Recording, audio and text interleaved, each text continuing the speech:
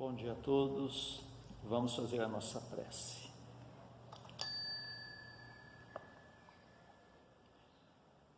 Pai nosso que estais nos céus, santificado seja o vosso nome, venha a nós o vosso reino, seja feita a vossa vontade, assim na terra como nos céus. O pão de cada dia dai-nos hoje, Senhor. Perdoa, Pai, nossas dívidas, assim como nós perdoamos nossos devedores, mas não nos deixes entregue às tentações e livra-nos, Pai, de todos os males. Senhor Jesus, espíritos amigos, benfeitores, estamos iniciando os estudos na Escola de Moral Cristã, agradecidos pela oportunidade de estarmos reunidos, mesmo que seja de forma remota, mas em oração, rogando o vosso amparo, rogando para que possamos ter os nossos pensamentos iluminados pelos ensinamentos cristãos trazidos por Jesus há tanto tempo e que ainda encontramos dificuldades de colocá-los em prática no nosso dia a dia, que possamos cada vez mais compreender estes ensinamentos e assim pautar a nossa vida com mais proximidade de todos eles, nos renovando, procurando vencer em nós as limitações e assim deixar o homem renovado crescer em nós, mas que acima de tudo sejamos a presença do bom cristão onde estivermos e com quem estivermos. Assim, damos por iniciado este momento na evangelização. Para os comentários, nós convidamos o Brínio Florencio para o comentário do Evangelho. Bom dia! Hoje nós vamos ler do Evangelho segundo o Espiritismo, capítulo 12. Amai os vossos inimigos, retribuir o mal com o bem. Item 3. Se o amor do próximo constitui o princípio da caridade, amar os inimigos é a mais sublime aplicação desse princípio, porquanto a posse de tal virtude representa uma das maiores vitórias alcançadas contra o egoísmo e o orgulho. Amar os inimigos não é, portanto, ter-lhes uma afeição que não está na natureza, visto que o contato de um inimigo nos faz bater o coração de modo muito diverso do seu bater ao contato de um amigo. Amar os inimigos é não lhes guardar ódio, nem rancor, nem desejos de vingança. É perdoar-lhes sem pensamento oculto e sem condições o mal que nos causam. É não opor nenhum obstáculo à reconciliação com eles. É desejar-lhes o bem e não o mal. É experimentar júbilo em vez de pesar com o bem que lhes advenha. É socorrê-los apresentando-se ocasião. É abster-se, quer por palavras, quer por atos, de tudo o que lhes possa prejudicar. É, finalmente, retribuir-lhes sempre o mal com o bem, sem a intenção de os humilhar. Quem assim procede preenche as condições do mandamento, amai os vossos inimigos. Então, vamos continuar, a nossa história do livro Nosso Lar. E na semana passada, o José Luiz estava nos contando que quando Lísias e suas irmãs chegaram do campo da música, encontraram André Luiz em conversa com Dona Laura, e então Lísias convidou ele para ver alguma coisa em um pequeno receptor. E aí André Luiz ainda ficou curioso se eles iriam ver notícias da terra, como o Zé explicou para nós. Lísias disse que não, porque a maioria dos espíritos não está preparada para saber como é que anda as notícias aqui do planeta. Até teve um exemplo muito bom que Lísias disse: imagine você se agora a gente liga esse receptor e você vê que um filho seu foi preso, ou então que ele está sendo caluniado, ou então que ele está caluniando alguém. Você teria equilíbrio para suportar? Então André Luiz concordou, que não. Lísias ainda trouxe muitos esclarecimentos que o Zé colocou aqui na semana passada. E André Luiz ainda ficou pensando, mas afinal, o que é que eles iriam ver naquele receptor que se parecia com uma televisão? Tinha uma tela, emitia sons. Para nós aqui, eu acho que o mais apropriado é comparar com uma TV.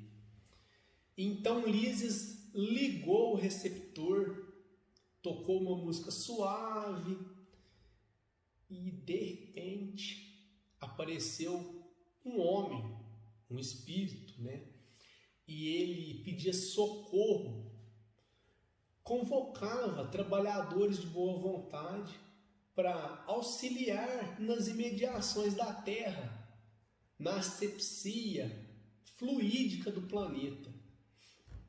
E André Luiz ficou espantado. Mas o que estava acontecendo? Por que ele estava com aquela voz, aquela fisionomia tão aflita, pedindo socorro, pedindo trabalhadores para ajudar? E Lísias explicou que aquele apelo vinha de uma colônia que trabalha próxima ao umbral. A colônia se chama Moradia. E eles estavam convocando trabalhadores porque o planeta Terra estava na iminência da Segunda Grande Guerra Mundial. Então André Luiz ficou espantado. Nossa, mas outra guerra, não basta o que aconteceu na primeira. Então Lísias explicou que como ele havia desencarnado, passou pelo umbral, todo aquele processo que a gente já viu, ele não sabia, ele não estava muito a par do que estava acontecendo aqui no planeta. E realmente a Terra estava na iminência de passar por uma grande guerra. E então, daí a alguns minutos, um novo apelo. E ele se repetiu de 5 em 5 minutos. Eles ouviram 3 desses pedidos. Então, os amigos de Moradia, diziam que eles estavam fazendo de tudo, tentando intuir as pessoas a pensar mais no bem, intuir os representantes políticos a tomarem decisões mais acertadas, mas infelizmente a maioria não estava na condição de atender essas intuições do plano espiritual. E realmente o planeta Terra iria passar por essa provação, por essa catástrofe, foi a Segunda Grande Guerra Mundial. E Lísias deu para André Luiz um exemplo muito interessante. Ele disse que a personalidade coletiva da Terra era como se fosse uma pessoa que exagerou num banquete e agora estava se sentindo mal. e não teria outra situação senão expelir toda aquela substância que causava o mal por dentro. Então André Luiz entendeu, né, tudo aquilo que estava acontecendo, e ele percebeu que Lísias estava muito triste com aquela situação, deixou cair até uma lágrima. E então Lísias convidou ele para se recolherem. Então aí encerra esse capítulo do livro Nosso Lar. Mas nós escolhemos aqui esse trecho do Evangelho, amar os inimigos, retribuir o mal com o bem, pensando no seguinte: com certeza todos nós somos contrários à guerra, somos avessos. Uma notícia de que ocorreria uma guerra, eu tenho certeza que todo mundo ficaria aflito, ficaria triste, mesmo que não fosse aqui onde a gente mora. Isso é certeza. Mas o difícil é evitar a nossa guerra interior, a guerra, às vezes nem com os inimigos, mas até com as pessoas próximas de nós, as pessoas que estão juntas no lar.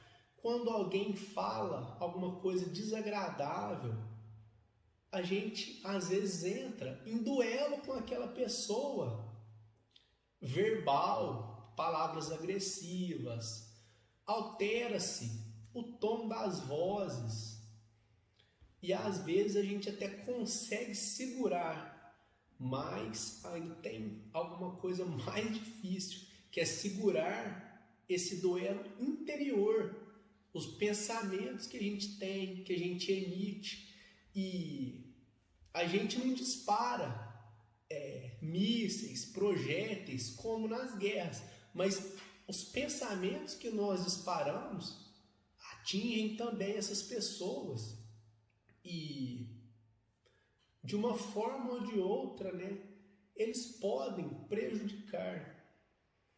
Então, tem um caso, né, acredito que aconteceu com o Chico, uma senhora que estava sentindo uma dor de cabeça muito forte e muito insistente, né, já há alguns dias, procurou por ele, e no momento do passe ele viu a cena, ele viu o que aconteceu, um problema no lar, né, uma discussão. O esposo fez menção de agredir, mas ele se conteve, mas ele não conseguiu conter o fluido que atingiu ela e causou aquela dor de cabeça. Então, ele viu quando os amigos espirituais retiraram aquele fluido, então assim, aquela senhora melhorou.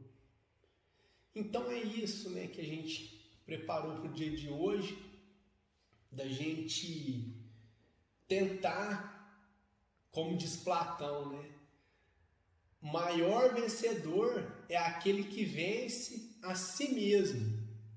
Então, a gente tentar evitar essa guerra, esse duelo, nas proporções que a gente vive, aonde a gente está inserido, na nossa tela mental. Agradecemos a todos, desejamos um bom domingo, uma ótima semana. Muito obrigado.